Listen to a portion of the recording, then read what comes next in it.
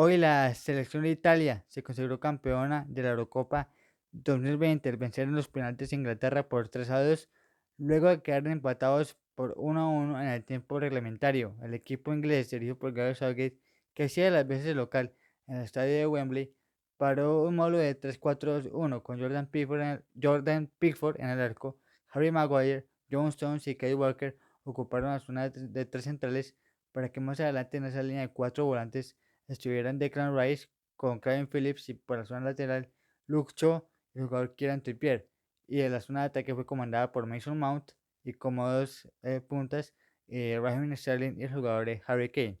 Por su parte, Italia, el equipo dirigido por Roberto Mancini, por un módulo de 4-3-3 con Gianluigi Donnarumma en el arco, Giorgio Chiellini, Leonardo Bonucci ocupando las zonas centrales, mientras que Emerson y Giovanni Di Lorenzo ocuparon la parte lateral. Más adelante estuvieron Jorginho con Nicolo Varela y Marco Verratti ocupando esa zona de volantes para que más adelante el tridente fuera completado por Federico Chiesa, Ciro Immobile y Lorenzo Insigne, el hombre del Napoli. Bueno, en el primer tiempo, al minuto 2, Inglaterra se fue inmediatamente arriba en el marcador en el amanecer del partido, cuando Harry Kane lanzó un gran centro por la banda derecha para que Kieran Trippier metiera otro pase preciso a Luke Shaw, que por el carril izquierdo estaba totalmente solo y sin ninguna referencia de marca. Y tras el centro del jugador del Atlético de Madrid, aprovechó Shaw para definir de zurda y de primera, dejando sin opciones a Donnarumma para que Inglaterra se fuera arriba en el marcador por 1-0 apenas en el amanecer del partido. A partir de ahí, pues Inglaterra se fue tomando confianza, a Italia se le veía bastante confundida, no sabía qué hacer, estaba sufriendo una avalancha por parte de Inglaterra en esos primeros minutos que se veía mucho mejor. El equipo inglés estaba haciendo mucho daño por las bandas, sobre todo por la izquierda con Raheem Sterling,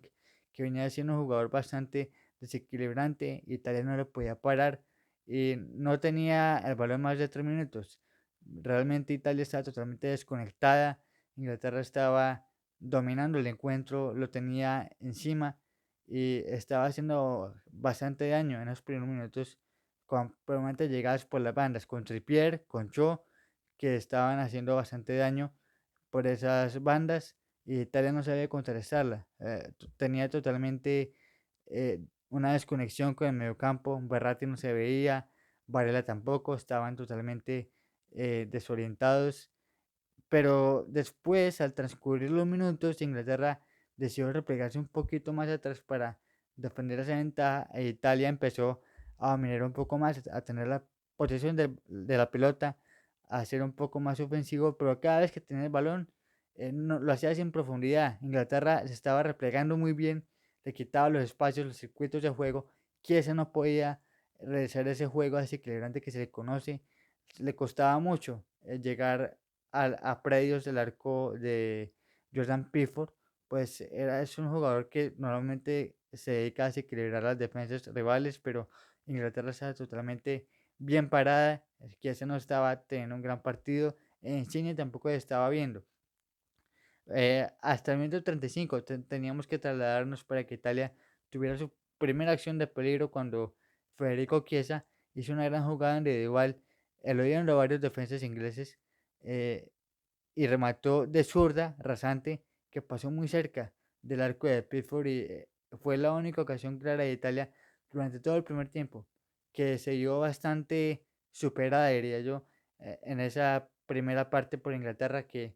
lo dominó en esos primeros minutos con un gol tempranero y que después se estaba tomando confianza en Inglaterra defendiendo ese resultado, porque pues Italia, como le decía, empezó a tener el balón en los últimos minutos, pero no tenía tanta profundidad. Inglaterra se le veía cómoda en el juego, no sufría mucho el partido y Harry Kane estaba realizando labores bastante sacrificadas, siendo un jugador que cada vez que tenía el balón lo aguantaba muy bien de espaldas, Italia no podía contrarrestarlo y fue uno de los dolores de cabeza durante el primer tiempo. Lo mismo fue por las bandas con Cho y Trippier que llegaban cuando tenían mucha facilidad y no sabían controlar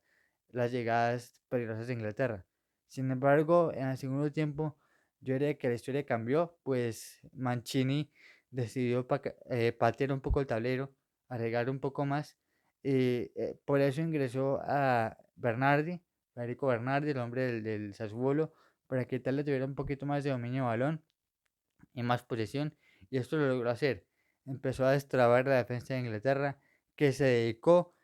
para mí realmente de una forma muy temprana, a guardar el resultado. Parece que Southgate ahí cometió un error en no arriesgar por la victoria y tratar de defender el resultado como fuera, defender el 1-0. Italia aprovechó eso con la posición de balón, tocando pacientemente con Jorginho, que venía haciendo un buen segundo tiempo, asociándose con Berratti, con Insigne, y de a poco fueron destrabando esos lapsos defensivos de Inglaterra. Y que para mí Chiesa venía siendo fundamental, porque era el jugador que estaba tratando de atreverse un poco más, regresando un poco más de jugadas individuales, que trataran de romper esa defensa inglesa, y eso hizo al minuto 61 cuando el jugador de la Juventus hizo un gran desborde por la zona izquierda y este remató rasante, para que Jordan Pickford otra vez lo hiciera para evitar el empate italiano. Antes, Lorenzo Insigne había tenido otra opción de tiro libre, que pasó muy cerca del palo del arco inglés, pero ya Italia empezaba a tomar avisos de que quería empatar el partido, de que arriesgaba un poco más, y eso llegó con su recompensa luego de una jugada a balón parado de que Marco Verratti cabecea de Paloma, pega en el palo y Leonardo Bonucci, el central de la Juventus, aparece solo en el rebote para mandarla a empujar y poner el 1-1 a favor de Italia sobre el minuto 66, y que para mí viene siendo bastante justo, pues Italia, como le decía, arriesgó más en el segundo tiempo, a buscar el partido y se veía un poco más activo en el ataque, y para mí era justo el resultado por lo que se venía viendo en el trámite del partido. Y me parece que Inglaterra pecó mucho en resguardarse atrás, no arriesgó a la hora de que tenía ese dominio en el primer tiempo y dedicó a defenderse, yo diría que muy temprano. Italia consiguió ese empate meritorio sobre los 66 minutos, y Bonucci tenía en vida de Italia, para conseguir una nueva Eurocopa. Ya después, en esos últimos minutos del segundo tiempo, por poco Berardi consigue el 2-1 tras un pelotazo que recibió solo, ante Pickford, y ese remató de primera, pero pasó por encima del arco, y por poco era el 2-1 a favor de Italia. Después de eso, pues Southgate también decide hacer algunos cambios como Jack Grealish, Jordan Sancho o Marcus Rashford, para ingresar los tres, para dar un poco más de manejo a Inglaterra, a tener un poquito más de dominio de balón, pero no generó tanta profundidad y no pesaron mucho para mí en el compromiso para tratar de desenredar el partido, que estaba muy a favor al balance de Italia. Y ya pues en el extratiempo, los dos equipos tuvieron algunas opciones de gol, una de Phillips de larga distancia que se fue rasante cerca del palo de Donnarumma, y otra que tuvo Italia con Insigne, que por poco se va al fondo de la red, pero que estuvo muy bien ahí Pickford para evitar lo que hubiese podido ser el 2-1 en ese tiempo extra. Ya después de haber terminado los dos tiempos de la prórroga, Italia se impuso en los penaltis por 3-2 y tuvo como gran figura a Gianluigi Donnarumma, que atajó dos penaltis. Uno se lo tapó a Jordan Sancho, que estaba recién ingresado, y otro al jugador Saka, que erró en el último penal de Inglaterra para que Italia se llevara así su segunda Eurocopa en su historia, después de 53 años. No lo hacía desde 1968, y que creo que es un triunfo merecido para el conjunto dirigido por Roberto Mancini, ya que fue el equipo más regular del torneo,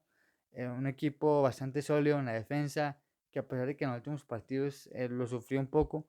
fue un equipo bastante compacto, con muchas variantes ofensivas como Chiesa, Spinazzola, que antes de su lesión fue determinante por la zona lateral, el mismo Immobile, que también tuvo un buen torneo, a pesar de que no brilló tanto en las últimas fases finales. Pero este es un equipo que me llama mucho la atención, un equipo que es bastante eh, sólido, con muchas variantes ofensivas, como le decía, y en la parte del mediocampo genera mucha producción con Jorginho, bastante solidez con Berratti, y es una selección que sigue estando imbatible, lleva 34 partidos invicto de manera oficial y le da la segunda Eurocopa a Italia, teniendo a Donnarumma como héroe, que nuevamente demuestra el por qué es un antipenal experto, pues los números lo dicen. Donnarumma, cada vez que afrontó una serie de penaltis en torneos oficiales, fueron 5 veces, y las 5 veces, contando la de hoy, salió vencedor. Italia, me parece que de forma merecida, logra su segunda Eurocopa, siendo el mejor equipo del torneo. Y como dato curioso, se convierte en la quinta selección en lograr ganar la Eurocopa tras no haber clasificado al último mundial. Recordemos que Italia pues venía del fracaso de no ir al Mundial de Rusia 2018, y pues Roberto Mancini llegó eh, al rescate por Italia después de ese fracaso en Rusia al no clasificar, y nuevamente le encontró como esa bruja al equipo, ¿no? Todo lo que yo ya decía sobre las variantes defensivas, lo compacto que es este equipo, y la mano de Mancini se ha notado en 3 años, para mí bastantes fructíferos por Italia, que a poco va renovando su nómina, pero que también tiene su cuota de experiencia. Leonardo Bonucci y Giorgio Chiellini siguen demostrando que a pesar de los años siguen siendo unos defensas de clase mundial para mí. Lo demuestran cada vez que juegan juntos en Italia, en la Juventus, y hoy demostraron eso en un partido bastante apretado, siendo ese aire de liderazgo que tienen esta selección y que tiene también combinación de juventud. Y me parece que Italia logra un título merecido, y nuevamente Inglaterra con esa maldición de los penaltis, pues la historia dice que de los 9 tiros de penal que ha afrontado en torneos oficiales solamente pudo ganar en 3, y sigue siendo un,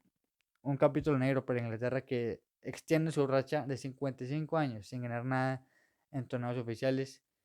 y sigue también a esquivo su primera Eurocopa, que por muy poco se le escapó, pero que también es un gran torneo con jugadores jóvenes y que ha mostrado también una buena cara con jugadores como Grealish, Sterling o Rashford, o el mismo jugador Harry Kane, que fue determinante en esa fase final. Y de esta manera pues Italia logra un título que lo pone a soñar en lo que viene, y que también, ¿por qué no? Si nos hace con una clasificación a Qatar 2022, es el protagonista. Y de esta manera, pues concluye el telón de esta emocionante Eurocopa, que dejó bastantes sorpresas como la eliminación de Francia, o la eliminación de Bélgica ante Italia, o la de Portugal, que viene siendo la actual campeona. De esta manera, pues Italia, como le decía, un título merecido, que fue para mí el mejor equipo del torneo en manera colectiva.